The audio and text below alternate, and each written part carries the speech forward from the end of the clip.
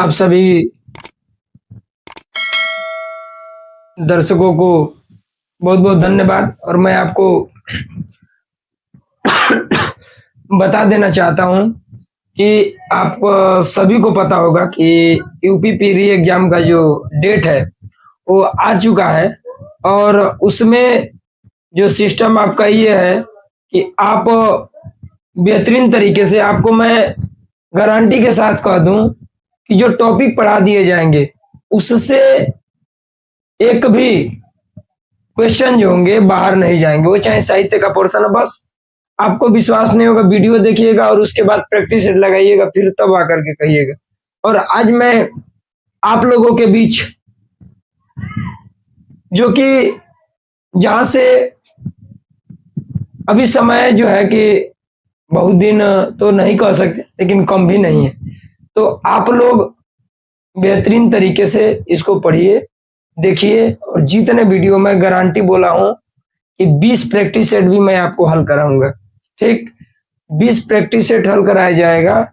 जैसे आज मैं पढ़ाऊं उसके बाद अगले दिन प्रैक्टिस सेट, और पढ़ाना भी है प्रैक्टिस सेट भी कराना, पढ़ाना भी है प्रैक्टिस सेट कराना। तो आपको 20 प्रैक्टिस सेट भी यूपीपी का जबरदस्त, जिसमें आप 37 में 37 का स्कोर करके आए।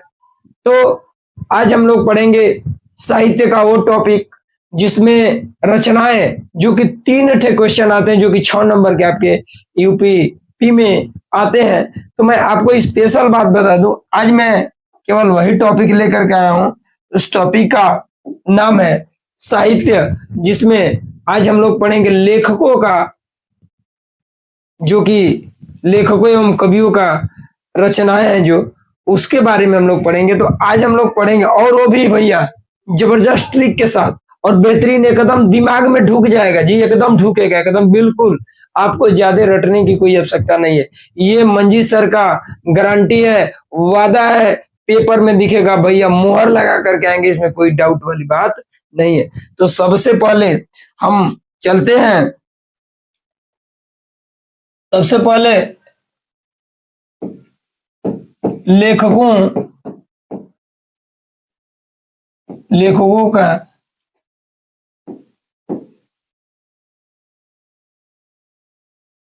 रचनाओं का नाम, ये देखेंगे।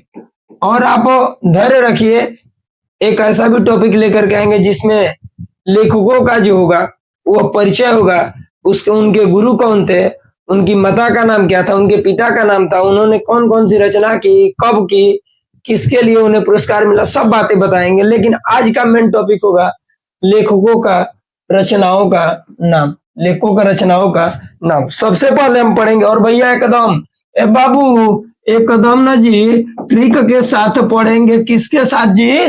ट्रिक के साथ, एकदम बता देते हैं। आप देखिए, सबसे पहले पढ़ेंगे हम लोग जयशंकर प्रसाद के बारे में, जयशंकर प्रसाद के बारे में।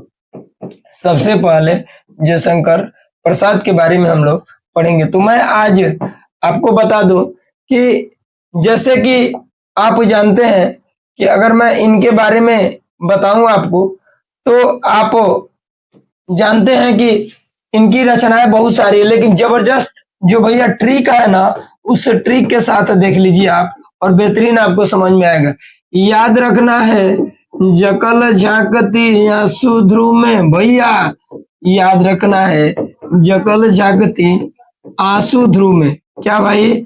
जकल झांकती आंसू ध्रुव में, ये होगा जकल झांकती आंसू ध्रुव में। इसमें देखेंगे ये जो टॉपिक होगा जकल झांकती, तो आप ये कहेंगे कि ये कौन सा जो है कि समस्या है, किस तरीके से समस्या है, क्या है, आप समझ पाएंगे।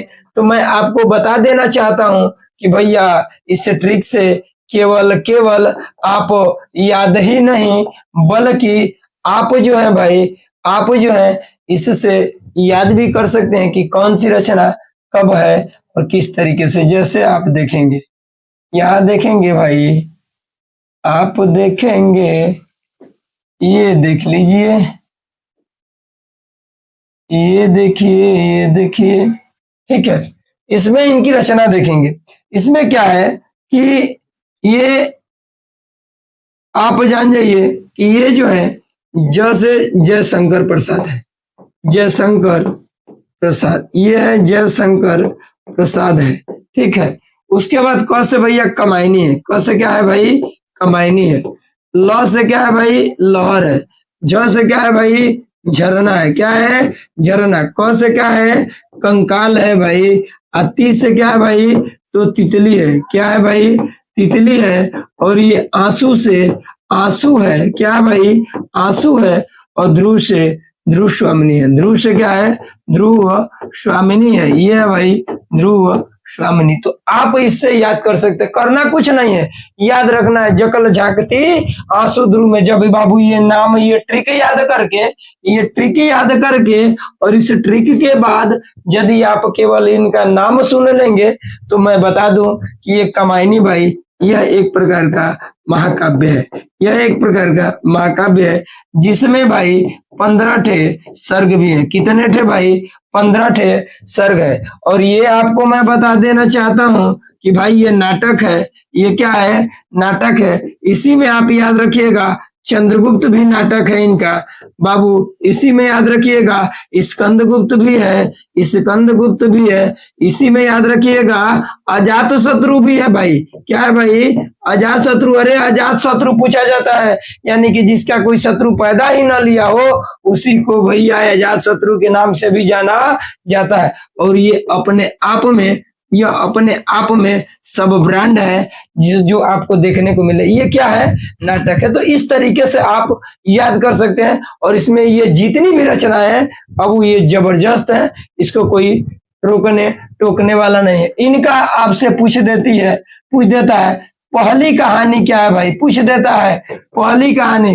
तो पहली कहानी इनकी है, इनका है ग्राम। पहली कहानी क्या है भाई ग्राम है। तो ज्यादा सोचने की कोई आवश्यकता नहीं है। मैं जब इनका परिचय लेकर के आऊंगा तो बताऊंगा कि इनका जन्म 1889 में हुआ था, इनके पिता का नाम था ये, माता का नाम ये था, इनका मृत्यु कब हुआ, कौन सी रचना किए, और इनका जो कि आपका जन्म स्थान है उस सभी बातें बताएंगे। बस ट्रिक याद रखना है जकल झांकती आंसू ध्रुव में। एकदम जबरदस्त तरीके से एकदम लाइक कीजिए, शेयर कीजिए और कमेंट करना ना भूलिए। और मैं बता दे रहा हूं, और ये यूपीपी में ये वाला और ये वाला ये पूछा हुआ क्वेश्चन है, आप पिछली कक्षाओं में जाकर के देख सकते हैं। तो शायद हमारी बातें आपको बिल्कुल समझ में आ रही होगी। अगला देखेंगे, ये तो था जयशंकर प्रसाद का, ये जो था भाई ये था जयशंकर प्रसाद का। अब आते हैं एक लेखक एक कवि, एक लेखक एक कवि, इस तरीके से हम याद करने का काम करेंगे। अब देखेंगे केशव दास जी की रचना है। अगला दूसरा जो है नाम होगा केशव दास जी की रचना है, केशव दास जी की रचना है। एक बात याद रखिएगा भाई, ये केशव दास जी की रचना है। ये केशव दास जी जो है ये आप जान जाइए कि रीति काल के भी कवि हैं। ये किस काल के हैं भाई, रीति काल के कवि हैं। किस काल के हैं, रीति काल को। इसी काल को श्रृंगार काल कहा जाता है। कौन सा काल कहा जाता है, श्रृंगार काल। इसी को ना भाई पूर्व मध्य काल कहते हैं, सॉरी उत्तर मध्य काल। कौन सा भाई, इसी को उत्तर मध्य काल भी कहा जाता है। उत्तर मध्य काल के नाम से भी क्या किया जाता है, जाना जाता है। काल भी पढ़ाएंगे आप जबरदस्त तरीके से, उसमें कोई रोकने टोकने वाला नहीं। केशव दास को भाई घमंडी कवि कहा जाता है। इन्हीं को, इनका जो उपनाम है भाई, उपनाम इनको घमंडी कवि कहते हैं भाई। क्या कहते हैं भाई, घमंडी कवि कहते हैं। और इन्हीं को ना भाई हृदयहीन भी कवि कहते हैं। क्या कहते हैं भाई, हृदयहीन कवि के नाम से भी इन्हें क्या किया जाता है, जाना जाता है। तो शायद हमारी बातें आपको बिल्कुल समझ में आ रही होगी। और यह रीति काल के सर्वश्रेष्ठ कवि हैं जिनका नाम क्या है, केशव दास जी हैं। अब देखिए, अब एक जबरदस्त इनकी रचना याद करने के लिए भैया ट्रिक बनाए हैं। और ससुरा ट्रिक ना जी बहुत जबरदस्त है। उस ट्रिक का नाम है कि रसियन के केरा दो ए बाबू, रसियन के केरा दो बाबू हो। अरे बाप हो बापी हो, तो ट्रिक है याद रखना है कि रसियन के केरा दो। अब कहेंगे सर जी ये तो कैसे याद होगा, बाग बोल वक्त नहीं तो हम है ना जी, एकदम आसानी से याद होगा जबरदस्त तरीके से। यूपीपी में 37 ठे हिंदी है। अगर आपका विलोम, अगर पर्यायवाची, अगर शब्द, श्रुति संभिनार्थक शब्द अगर आपका तैयार है तो 37 में 37 स्कोर करके आएंगे। और आप आकर के पेपर देने के बाद आप कहेंगे कि अरे मंजीत सर, वाकई में आपका नाम हिंदी ट्रिक भाई मंजीत सर नहीं है, वाकई में आपने काम किया है। और जबरदस्त तरीके से वो जो चीजें हैं, आप मेरा भी वीडियो देखिए, अंत तक देखिए और जबरदस्त तरीके से देखिए और पूरी एनर्जी के साथ पढ़ाने का काम करेंगे। और प्रत्येक दिन आपको पढ़ाने का काम किया जाएगा, इसलिए कि यूपीपी केवल भर्ती नहीं देखना है, हमें वर्दी भी पहननी है, हमें वर्दी भी पहननी है। तो देखेंगे ये रसियन के केराद, इसका रोल क्या है, इसमें आप इतना जान जाइए भाई, इसमें इतना जान जाइए कि इसका रसियन के, आइए केरा जब लेना ही है आपको, हम केरा दिलवा देते हैं भाई, क्या दिक्कत है, केरा देने में कोई दिक्कत थोड़ा है जी, एकदम लीजिए, पूरा लीजिए केरा। देखिए केरा क्या है, कहानी ये है कि ये जो है केरा, देखिए ये जो है केरा, देखिए ये जो है केरा, देखिए ये जो है केरा, देखिए। अब आप इस तरीके से भैया लिख सकते हैं। अब इसमें जो है, इसमें जो है निगाहों ने छेड़ा दिल का तराना, देखिए भाई ये जो आपको देखने को मिलेगा, थोड़ा सा देखे कलर चल रहा है कि नहीं चल रहा है, और इसमें समझ में आ रहा है कि नहीं, ये देखना है। चलिए देखिएगा, इसमें जो है कि आप देखेंगे ये है रसिक प्रिया, रसिक प्रिया बहुत बार पूछा हुआ क्वेश्चन है, very important to the UPP exam. अब देखिए केशव दास, ये है भैया केशव दास, ये है केशव दास, ये जो दिख रहे हैं केशव दास, ये जो क है भाई, ये क है, इसे कवि प्रिया है, ये क्या है भाई, कवि प्रिया है, ये जो है कवि प्रिया है। और ये भैया है जो राम चंद्रिका है, क्या है भाई, राम चंद्रिका। तो इस तरीके से याद कर सकते हैं कि रसियन के केरादा, ये जो है आपको समझ में, हमारी बातें आपको बिल्कुल आ रही होगी, इस तरीके से आप देख सकते हैं। उसका टॉपिक है, मैंने बोला केशव दास जी की रचना है। केशव दास जी जो है रीतिकाल के सर्वश्रेष्ठ कवि माने जाते हैं, जिसे श्रृंगार काल कहा जाता है, जिसे उत्तर मध्यकाल कहा जाता है, और उपनाम उनका पूछा जाए तो इन्हें घमंडी कवि और हृदयहीन कवि के नाम से जाना जाता है। और मैंने इनकी रचनाओं का ट्रिक बताया कि रसियन के केराद यानी कि रसिक प्रिया, और केशव दास कवि प्रिया, और रामचंद्रिका ये मेरा ब्रांड है, ये ब्रांड कहीं मिलेगा नहीं, ये केवल मंजीत सर के क्लास में ही आपको ये सारे ट्रिक इसको देखने को मिलेंगे, बाकी किसी यूट्यूब आपको देखने को नहीं मिलेगा, बाकी किसी चैनल पे भी।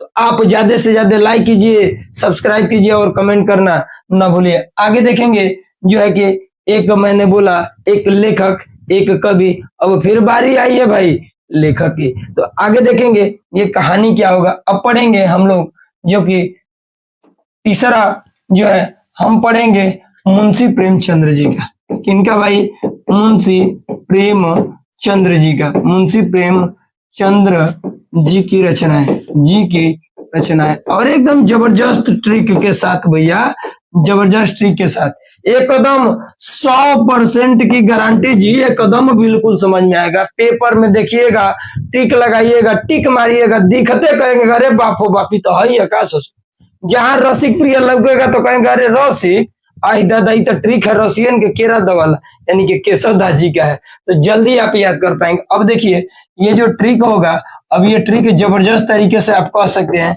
कि मुंशी गुरंग प्रेम प्रतिज्ञा शोकन सेवा कर। अब आप कहेंगे आइयो दादा ये तो ट्रिक बहुत जबरदस्त है, ये दादा हो केते का ना ट्रिक है। भैया करना कुछ नहीं है जी, करना आपको कुछ नहीं है।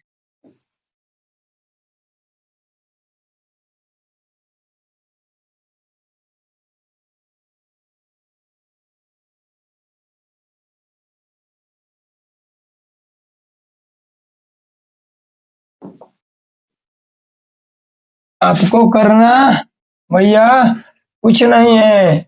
अब आप इसको जो है कि आप देख पा रहे होंगे, ये है आपका। अब इसमें क्या करना है कि आप देखिए, अब आप देखेंगे मुंशी हो गए,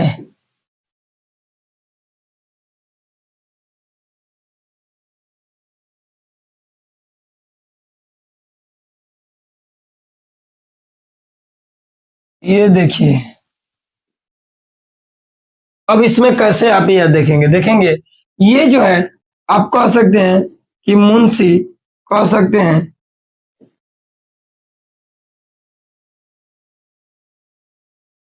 अब इसमें आप कह सकते हैं कि मुंशी प्रेमचंद, मुंशी प्रेमचंद्र, मुंशी प्रेमचंद, ठीक। ये हो गया गोदान, भैया क्या हो गया, गोदान। ये हो गया भैया रंगभूमि, क्या हो गया, रंग भूमि। और ये हो गया गबन, क्या हो गया भाई, गबन। और ये हो गया प्रेमाश्रम, क्या हो गया, प्रेमाश्रम, क्या हो गया, प्रेमाश्रम। और ये हो गया प्रतिज्ञा, ये क्या हो गया भाई, प्रतिज्ञा। ये हो गया सोजे वतन, क्या हो गया भाई, सोजे वतन, ठीक। और ये हो गया कफन, क्या हो गया भाई, कफन हो गया। ये हो गया कफन। ये हो गया सेवा सदन, क्या हो गया भाई, सेवा सदन। और ये हो गया कर्म भूमि, क्या हो गया भाई, कर्म भूमि। और ये हो गया आपका रंग भूमि, क्या हो गया भाई, रंग भूमि। तो शायद हमारी बातें आपको बिल्कुल समझ में आ रही है। जितनी टॉपिक है और ये है जो है कैसे याद करना है, एक बार याद करना है कि मुंशी, मुंशी गोरंग, एक बार प्रेम प्रतिज्ञा, उसके बाद शोकन सेवा कर। याद करना है कि मुंशी गोरंग, प्रेम प्रतिज्ञा, शोकन सेवा कर। तो बस एक बार ये याद करके एक बार ये याद कर लेंगे तो आपको बिल्कुल समझ में आएगा और इसमें कोई डाउट वाली बात नहीं है। तो आगे देखेंगे, ये तो मुंशी प्रेमचंद्र जी का। फिर एक कवि का नाम देखेंगे जिसका नाम होगा कबीरदास, जिसका नाम होगा कबीरदास, देखेंगे।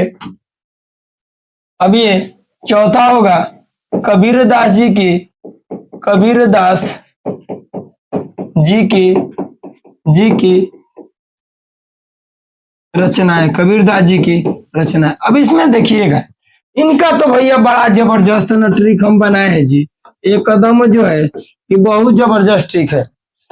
पहले तो देखिए कबीरदास जी को ना बहुत नामों जानते हैं, जैसे कबीरदास जी को इनका जैसे उपनाम अगर जानना चाहेंगे, क्या भाई, उपनाम, तो इन्हें फक्कड़ कवि कहते हैं, क्या कहते हैं, फक्कड़ कवि कहते हैं, ठीक है। इन्हीं को अकड़ कवि कहते हैं, क्या कहते हैं भाई, अकड़ कवि कहते हैं। इन्हीं को समाज सुधारक कहते हैं, समाज सुधारक कहते हैं, क्या कहते हैं भाई, समाज सुधारक। इन्हीं को वाणी का डिक्टेटर कहा जाता है, वाणी का डिक्टेटर, वाणी का डिक्टेटर, डिक्टेटर, डिक्टेटर, वाणी का डिक्टेटर। जानते हैं किसने बोला था, आचार्य हजारी प्रसाद द्विवेदी ने, आचार्य हजारी प्रसाद, हजारी प्रसाद द्विवेदी ने, आचार्य, आचार्य हजारी प्रसाद द्विवेदी।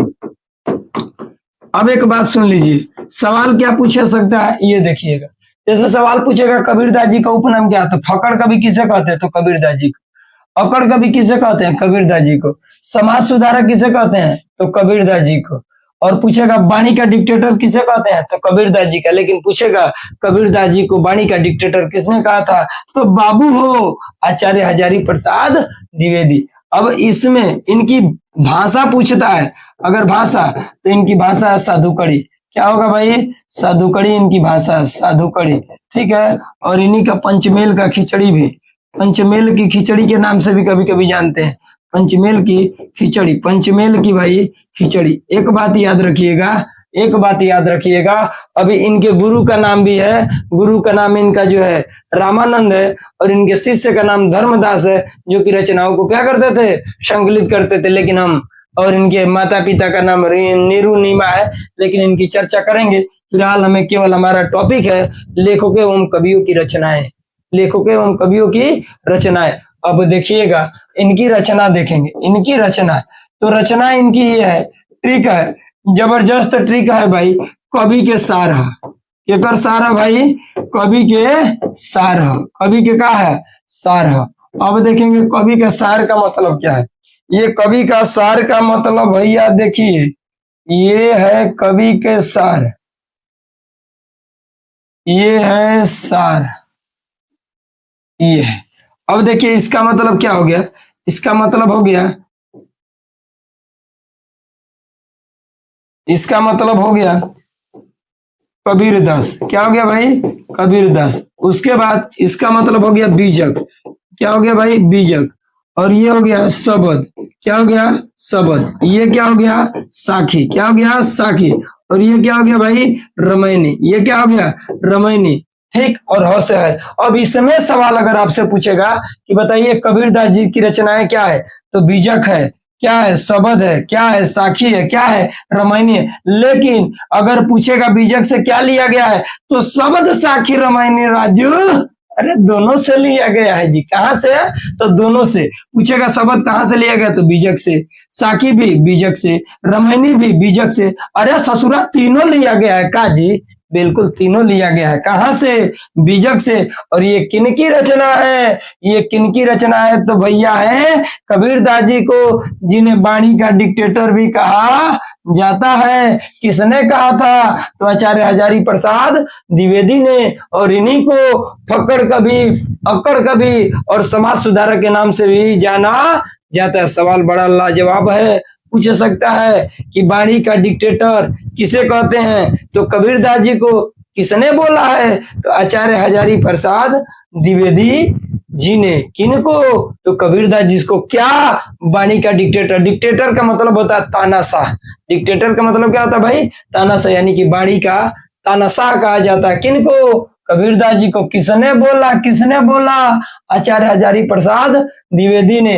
इनका थोड़ा सा इसी साथ गुरु का नाम देख लेंगे, तो गुरु का नाम था रामानंद। गुरु का नाम था क्या भाई, रामानंद। और इनका जो शिष्य है, जो भैया शिष्य है, उनका तो नाम जान लीजिए, उनका नाम है धर्मदास। क्या नाम है भाई, धर्मदास। तो कहने का मतलब है, हम इसलिए गुरु की व्याख्या कर रहे हैं, इसलिए शिष्य की व्याख्या कर रहे हैं कि पिछले प्रीवियस ईयर में जो पेपर लीक हुआ था, जो पेपर रद्द हुए थे, उस पेपर में भैया यही पूछा गया था कि बताइए मीराबाई के गुरु कौन है। आपने जवाब दिया था संत रैदास जी। वही संत रैदास जिन्होंने लिखा था कि प्रभु जी तुम चंदन हम पानी। प्रभु जी इन्होंने बोला था कि प्रभु जी तुम चंदन हम पानी, तुम चंदन हम पानी। और भैया ये जेल वार्डन में भी पूछा हुआ क्वेश्चन है कि प्रभु जी तुम चंदन हम पानी, इस पंक्ति के कवि कौन है, तो रैदास जी है। कौन है भैया, रैदास जी है। ये जो कि निर्गुण भक्ति शाखा के कवि भी माने जाते हैं। तो हमारी बातें आपको बिल्कुल समझ में आ रही होगी। एक बार और लाइक कीजिए, सब्सक्राइब कीजिए, कमेंट करना ना भूलिए, और बेहतरीन तरीके से आपको देखने को मिलेगा। और पेपर भैया प्रैक्टिस से ठल कीजिएगा। ट्रिक याद रखिएगा कि मंजी सर ने बोला था कि कवि के सार हो, उस तरीके से बस एक बार सुन लेंगे। पूछे कि शब्द कहाँ से, तो बीजक से। साखी भी बीजक से, रमैनी भी बीजक से। अरे मर देते नहीं, बीजक से ही ये तीनों लिया गया है, शब्द, साखी और रमैनी। और किसने, तो कबीरदास जी ने इनकी रचना किया था। एक बात और याद रखिएगा, मैं बता देना चाहता हूं कि इसके बाद हम लोग पढ़ेंगे इनका, जो कि अभी तक तो ये कबीरदास जी की रचनाएं थी। आगे देखेंगे कहानी होगा जबरदस्त तरीके से। ये बताइए बातें समझ में आ रही कि है नहीं। अगर नहीं आ रही है तो भी बताइए, अगर आ रही हो तो भी बताइए, और मेहनत किया जाएगा। और जबरदस्त तरीके से एक और टॉपिक देखेंगे जिसका नाम होगा विष्णु प्रभाकर। पांचवा देखेंगे विष्णु प्रभाकर की रचना है, विष्णु प्रभाकर की रचना है, विष्णु प्रभाकर की रचना है। बस आप भैया एक ट्रिक याद रखेंगे इनका भी, विष्णु आप मेरे हैं, विष्णु आप मेरे हैं, विष्णु आप मेरे हैं, विष्णु आप क्या है, मेरे हैं। यानी कि ये होगा विष्णु प्रभाकर। एक बात याद रखिएगा, ये विष्णु प्रभाकर, ठीक ना भैया, यह जो है रिपोर्टाज के लेखक भी हैं। किसके हैं, रिपोर्टाज ये लेखक हैं। किसके हैं? रिपोर्टाज के क्या है भाई? लेखक है। रिपोर्टाज के लेखक भैया प्रभाकर माचवे भी हैं। कौन है भाई? प्रभाकर माचवे भी हैं। प्रभाकर माचवे भी रिपोर्टाज के क्या माने जाते हैं? लेखक। और आज से भैया आवारा मसीहा, आवारा आवारा मसीहा गाना सुने है ना कि आवारा का झोंका हूं। सुनते रहिए। पाप का घड़ा, पाप का घड़ा, पाप का घड़ा। और मेरे से मेरे वतन, मेरे वतन, मेरे वतन। अरे यार राजू, याद रखना है मेरे वतन। और सबके लिए एक ट्रिक याद रखना है, सबके लिए एक ट्रिक याद रखना है भैया कि विष्णु आप मेरे हो, विष्णु आप मेरे हैं। यानी कि विष्णु प्रभाकर, आवारा मसीहा, पाप का घड़ा और मेरे वतन। और एक बात याद रखिएगा, इनका बहुत ही जबरदस्त एक रचना है, ठेले पर हिमालय। ठेले पर, ठेले ढेले लिख दिए क्या जी? यानी कि भैया ठेले पर हिमालय, ठेले पर हिमालय। अरे बाप हो बाप, ये ठेले पे हिमालय रख ले रहा, ठेले पे हिमालय। और ये बहुत ही वेरी इंपॉर्टेंट देखने को आपको मिल सकता है, इसे आप देख सकते हैं। आपसे सवाल पूछेगा कि आवारा मसीहा, तो बस याद रखिएगा विष्णु आप मेरे हैं, आवारा मसीहा और पाप का घड़ा। और इस तरीके से आपको बिल्कुल समझ में आएगा और इसमें किसी प्रकार की दिक्कत नहीं होगी। शायद हमारी बातें आपको बिल्कुल समझ में आ पा रही होगी। अब अगला देखेंगे, एक नाम होगा जिसका नाम है प्रताप नारायण मिश्र। और एक जबरदस्त ट्रिक के साथ हम इस वीडियो की समाप्ति करेंगे और आप देखेंगे जो कि छठवां टॉपिक होगा प्रताप नारायण मिश्र। प्रताप नारायण मिश्र, यही प्रताप नारायण मिश्र हैं जिन्होंने, जिनके पिताजी का नाम संकटा प्रसाद है। प्रताप नारायण मिश्र, प्रताप नारायण मिश्र, ये है प्रताप नारायण मिश्र। प्रताप नारायण मिश्र का भैया एक बड़ा लाजवाब, अभी तक का सबसे जबरदस्त है। उसका टिकवा का नाम है पवन अभी बाचा बा। पवन अभी का बाबू बाचा बा, पवन अभी का बाचा बा। रे बाप हो बाप, पवन अभी बाचा बा। संसद के चुनाव लड़ लेला से, लेकिन गाना बाकी पवन अभी बाचा बा। एकरा के याद करे के तरीका बा भैया, ये जो है आप देखेंगे, ये जो है आप देखेंगे और ये जो आप देखेंगे और ये जो आप देखेंगे, इसमें कहानी क्या होगी? इसमें कहानी होगी कि ये प्रताप नारायण मिश्र, प्रताप नारायण नारायण मिश्र हो गए। और इससे आपको याद हो गया वनघट, ये हो गया भाई, ये हो गया वनघट, वनघट, ठीक। और ये हो गया न्यायमूर्ति, ये हो गया भैया न्यायमूर्ति। और ये हो गया भैया बात, ये हो गया भैया क्या? ये हो गया आपका बात, ये हो गया आपका बात। हंसते रहिए, मुस्कुराते रहिए और पढ़ते रहिए। और आप याद कर सकते हैं कि पवन अभी बाचा बा। तो ये है गया प्रताप नारायण मिश्र। और क्या लिखे हैं? तो वनघट लिखे हैं, न्यायमूर्ति लिखे हैं और क्या लिखे हैं? बात पाठ लिखे हैं। क्या लिखे हैं भाई? बात पाठ। तो शायद हमारी बातें आपको बिल्कुल समझ में आ रही होगी। तो अगले वीडियो में हम पढ़ेंगे। इसके बाद जो कि अगले वीडियो में हमारा होगा, पढ़ेंगे बहुत सारे लेखक भी हैं। और जैसे कवियों में सूरदास जी को पढ़ेंगे, तुलसीदास जी को पढ़ेंगे, तुलसीदास जी की रचनाएं पढ़ेंगे, उसका तरीका पढ़ेंगे, ट्रिक पढ़ेंगे। गोविंदो जरा पार्वती का गीत गाओ, यह मेन टॉपिक है, यह मेन टॉपिक है। लेखकों एवं कवियों की रचनाएं याद करने का सुपर डुपर जबरदस्त ट्रिक के साथ बाई मंजीत सर। तो आप लाइक कीजिए, सब्सक्राइब कीजिए और ज्यादा से ज्यादा शेयर करिए और एक दूसरे को सूचित करिए कि इस यूट्यूब चैनल से। और मैं बता दूं कि मैं आप लोगों के लिए जो कि टेलीग्राम का जो सिस्टम है, टेलीग्राम चैनल, मैं आपको बता दूं कि टेलीग्राम जो सिस्टम है वो है हिंदी मस्ती, हिंदी मस्ती, एकदम यूट्यूब वाला ही नाम है भाई, हिंदी मस्ती by Manjeet sir, by Manjeet sir. ये है हिंदी मस्ती बाई मंजीत सर। और मेरा व्हाट्सएप नंबर भाई आप व्हाट्सएप नंबर देख सकते हैं तो 70 84 50 92 49 है 49 है। इसको कह सकते हैं 70 84 50 92 49 तो आप शायद आपको जब भी कोई भी आवश्यकता मिले टेलीग्राम पर आपको डॉक्यूमेंट के रूप में पीडीएफ के रूप में हर प्रत्येक टॉपिक से एक एक टॉपिक इसका भी आपको पीडीएफ मिलेगा टेलीग्राम चैनल पे। तो आप इस टेलीग्राम चैनल से जुड़ने का काम करिए और अगर आपको किसी प्रकार की दिक्कत होती है परेशानियां होती है तो आप इस नंबर पे व्हाट्सएप कर सकते हैं, बता सकते हैं कि सर इस प्रकार की परेशानियां हैं।